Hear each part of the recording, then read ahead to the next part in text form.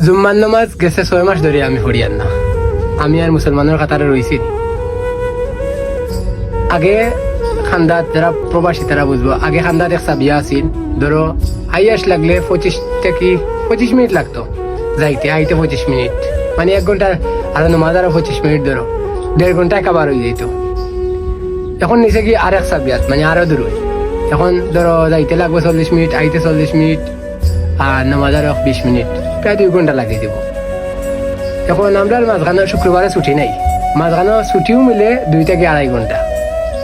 আমরা শুক্রবারে ছুটি নাই, জুম্মার দিনও কাম করা লাগে, এর লাগে মাঝখানে ছুটিও মিলে, সকালে এক টাইম ডিউটি, বিকালে আর টাইম ডিউটি, মাঝখানে ছুটি মিলে 2 ঘন্টা।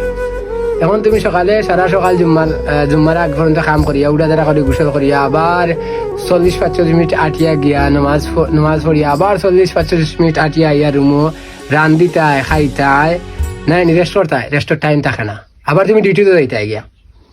এর লাগে আমরা নামাজ পড়াই না, এটা হলো মাঝে মধ্যে জোয়ারের নামাজ, এছাড়া কিছু করার নাই, আমরা মুসলমানেও তো কান। তো যাই হোক, এই কথা হওয়ার কারণ আছে, কারণ শুক্রবার আইলে আমার খোলজা ওর লেখ ফাটি যায়, কারণ আমি বাংলাদেশ থাকতে জুম্মার নামাজ মিস করছি, এলাকান দিন আমার মনে নাই।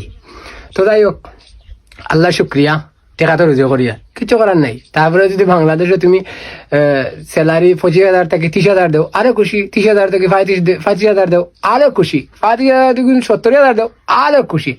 এটা বাংলাদেশের মানুষে এটা অতটা বুঝেন না, এটা অতটা বোঝার যাই না। এরপরে আর এখন খাই নকই, জুম্মার নামাজ গেল। এখন আমার দিনের গিয়া 365 দিন ডিউটি, এমন ঈদের দিন গেল, ওখানে বেমার আজার গেল, ওখানে আল্লাহর রহমতে আর দুনিয়ার দুয়াই ওষুধে ধরকা বেমার আজার খুব কম থাকে।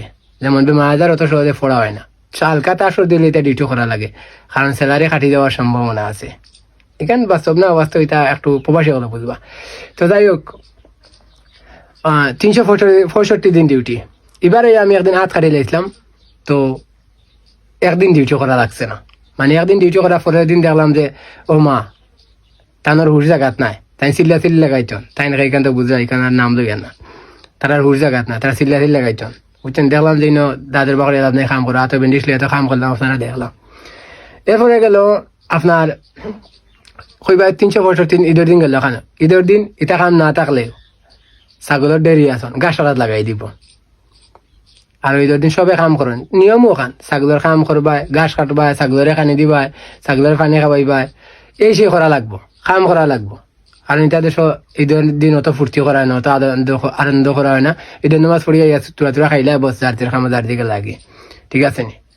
ওইল প্রবাসী হলার জীবন। এরপরে আবার একটা সমস্যা, বাজারঘাট। আমি জুম্মার নামাজ মসজিদ খানা কইছি,